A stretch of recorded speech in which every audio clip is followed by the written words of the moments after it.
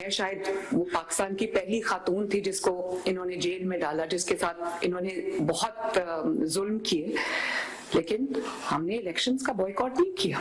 हमने बदतरीन हालात में भी इलेक्शन लड़े। मुस्लिम लीग नून या जो काम करती है ये अब काफी नहीं है, अभी नैरेटिव होना चाहिए, नैरेटिव से जीतते हैं और काम से नहीं जीतते। लेकिन जब आपको अवाम पे एतमाद हो, जब आपको पता हो कि अवाम आपके साथ है, आप कभी इलेक्शन का बॉयकॉट नहीं करते या इलेक्शन का बॉयकॉट करने की मुनाफकत नहीं करते या ड्रामा नहीं करते।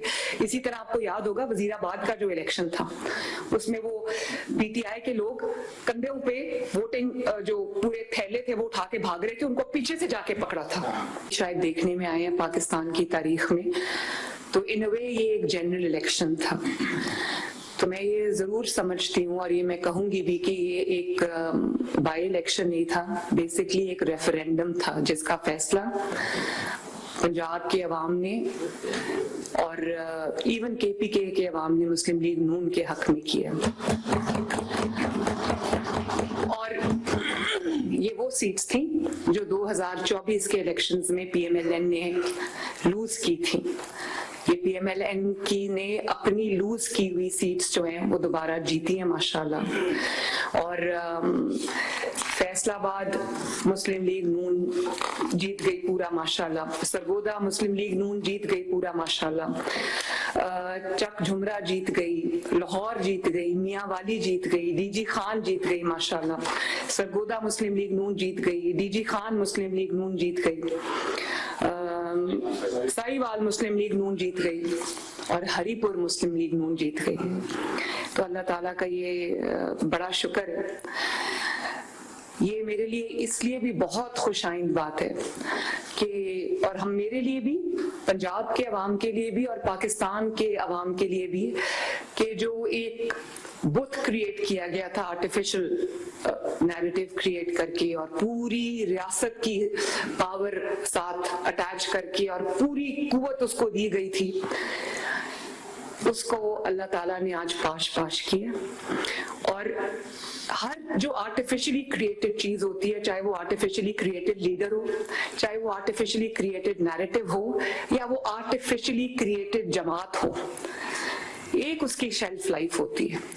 उस वक्त ये बात चल पड़ी थी और बहुत हमारे अपने लोग ये बात कहते थे कि अब परफॉर्मेंस की सियासत नहीं रही, अब नैरेटिव की सियासत है।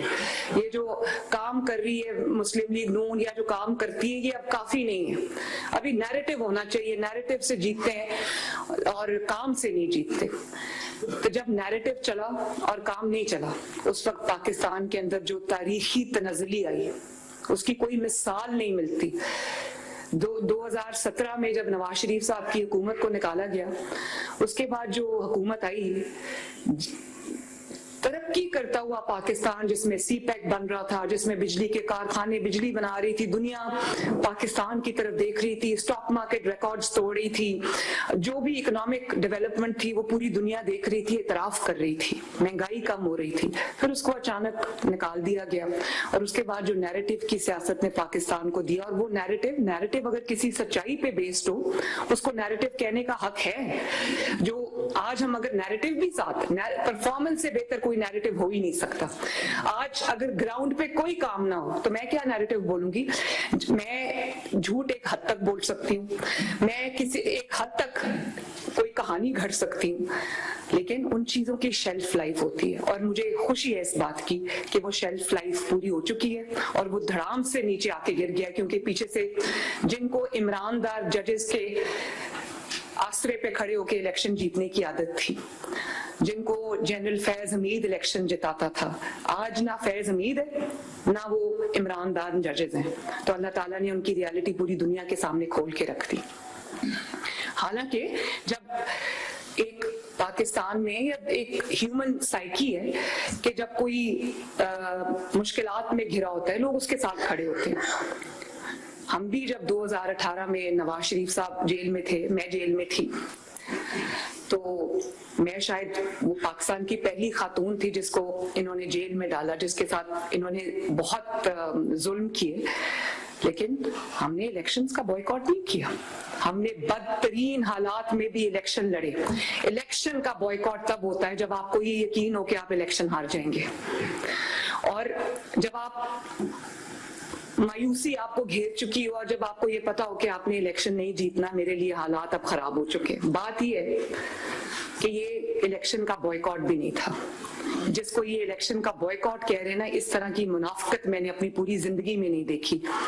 तमाम हलकों में पीटीआई के उम्मीदवार खड़े थे, उन्होंने पीटीआई के तस्वीरें लगा के, उन्होंने अपने लीडर की तस्वीरें लगा के, उन्होंने कैदी नंबर 804 के ऊपर उन्होंने इलेक्शन लड़ा और पोलिंग कैंप्स लगाए, तस्वीरें लगाई, कैंपेन्स की, नाम लेके, और जब हार गए तो कहा हमारा तो बॉयकॉट था। तो मैंने कभी इतनी मुनाफिकत नहीं देखी कि उसको ओपन रखा कि अगर बॉयकॉट जो है वो उसके बावजूद हम जीत गए तो हम कहेंगे बॉयकॉट के बावजूद जो है वो लोग इतनी बड़ी तादाद में निकल आए और उन्होंने वोट दे दिया, और अगर हम हार गए तो हम कहेंगे हमने तो बॉयकॉट किया हुआ था। जब आवाम का पॉपुलैरिटी की बहुत दावे करते थे ना कि हम बड़े पॉपुलर हैं, किधर गए वो पॉपुलैरिटी के दावे? पॉपुलैरिटी के आगे कोई नहीं खड़ा हो सकता। पॉपुलैरिटी जब होती है तो धांधली के बावजूद, आपको याद है 2018 में जब मैं जेल में थी, नवाज शरीफ साहब जेल में थे, इलेक्शन जीतने के लिए तब भी इनको आरटीएस बंद करना पड़ा था, 5 दिन रिजल्ट्स रोकने पड़े थे। हमने तो बॉयकॉट नहीं किया इलेक्शन में, हालांकि हमें नजर आ रहा था कि हमारे साथ क्या होने वाला है, लेकिन अवाम के ऊपर इत्मीनान होता है, अल्लाह ताला के ऊपर भरोसा होता है इंसान को। हर जो पॉलिटिकल पार्टीज हैं वो कई बार इलेक्शन जीतने के लिए नहीं लड़ती। पॉलिटिकल प्रोसेस से जो ऑप्ट आउट करता है वो पॉलिटिकल, भाई हमारे बड़े चले गए, जनरल फैज हमीद जेल चला गया और उमर अताब बंदियाल साहब घर चले गए, इमरान दार जजेस घर चले गए, तो हमने अब इलेक्शन ही नहीं लड़ना। मुस्लिम लीग नून के ऊपर भी बहुत कठिन वक्त आया, बहुत बुरा वक्त आया। आप सब मेरे बुजुर्ग भी बैठे हुए हैं यहाँ पे, सब इसके गवाह हैं, बल्कि सब ने ये मुश्किलात अपने ऊपर झेली हुई हैं। मेरी वालदा का जब इलेक्शन था 2017 के अंदर, तारीख का सबसे मुश्किल इलेक्शन था। उनको जब कैंडिडेचर उनका अनाउंस हुआ तो उनको बाद में कैंसर डायग्नोज हो गया, उनको जाना पड़ा मुल्क से इलाज के लिए, तो फिर मेरे वालिद को भी जाना पड़ा और मैं यहाँ अकेली थी। Maryam Nawaz versus the entire power of the state. Tehreek Labbaik को भी उस इलेक्शन में क्रिएट किया गया, डिफेंस पाकिस्तान काउंसिल को भी उस इलेक्शन में लाया गया। कुलसूम नवाज शरीफ वर्सेस 42 कैंडिडेट्स, और पूरी उस वक्त जनरल फैज की पूरी ताकत जो है वो पीटीआई के साथ थी, डॉक्टर यास्मीन राशिद के साथ थी। यहाँ पर वो लोग बैठे हुए हैं जिन्होंने मेरे साथ कैंपेन की। तारीख का सबसे मुश्किल इलेक्शन था और जिसमें मुझे ये पता नहीं था, ये पता था कि अवाम की ताकत हमारे साथ है, लेकिन मुझे ये पता नहीं था कि इन जो स्टेट जो अपनी मशीनरी इस्तेमाल कर रही है, स्टेट्स के सामने खड़ा होना कोई आसान काम नहीं है। लेकिन उस बदतरीन धांधली के बावजूद, जो प्री इलेक्शन धांधली थी, जो ड्यूरिंग द इलेक्शन डे धांधली थी और जो पोस्ट इलेक्शन धांधली थी, उसके बावजूद अल्लाह ताला के फजल से भले 14,000 से मुस्लिम लीग नून जीती, 14,000 से मुस्लिम लीग नून ने वो इलेक्शन जीता। मुस्लिम लीग नून हार मान के घर नहीं बैठी, ना बॉयकॉट किया कि अगर जीत गए तो कह देंगे कि बॉयकॉट किया था। उसके बावजूद अवाम इतनी थी कि निकल आई और हम इलेक्शन जीत गए, और अगर हार गए तो चुप करके घर हारे हुए शख्स की तरह कह देंगे हमने तो बॉयकॉट किया हुआ था।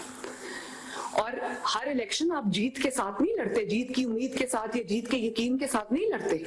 मैंने 5-6 साल सिर्फ इलेक्शन लड़ा है। मुझे अंदाजा है जब हम गिलगित बल्तिस्तान का इलेक्शन लड़ने गए थे, जब आजाद कश्मीर का इलेक्शन लड़ने गए थे, उस दिन हमें ये पता था इलेक्शन लड़ने, जब मैं जा रही थी कैंपेन चलाने, मुझे पता था, मुझे बता दिया गया था कि आपकी 2 सीटें, ये गवाह बैठे मेरे साथ। जिस सुबह मैं इस्लामाबाद में रुकी थी उस दिन एक रात, और सुबह मैंने गिलगित बल्तिस्तान जाना था, तो मुझे बता दिया गया था कि आपकी 2 सीटें।